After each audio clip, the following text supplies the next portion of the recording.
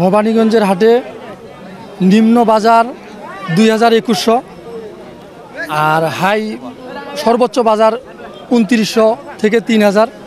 হাট ইজারাদার ৫০ টাকা মনে গান্ডি কাটতেছে।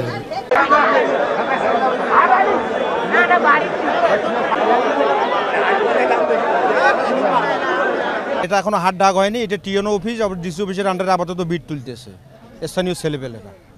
পার মনে ৬০ টাকা করে খাজনা নিচ্ছে ওরা। বান্ডেল থাকলে প্রতি সেনমানিতে টাকা বাঁচবে। বিকাশ সেনমানি বান্ডেল কিনে জিতুন প্রতি লেনদেনে।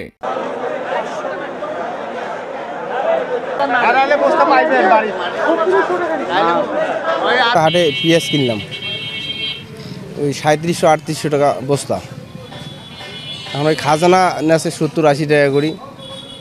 এখন উনি তো এইভাবে নেছে, বলতেছে হাট আমরা নিছি।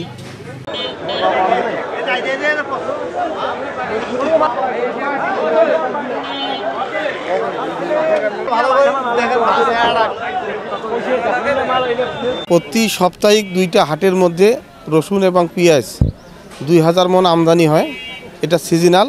সকাল ৫টা থেকে হাট শুরু হয়, 11টার মধ্যে শেষ। এখানে বিভিন্ন কৃষকরা বিভিন্ন স্থান থেকে নিয়ে আসে এবং দূর দূরান্ত থেকে পাইকারপত্র আসে, সেখান থেকে এরা ক্রয় বিক্রয় হয়।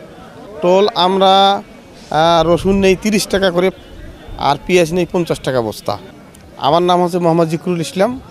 আমরা এই খাস খামার যে টিউনের কাছ থেকে আমরা হাটটা এবারের জন্য নিছি।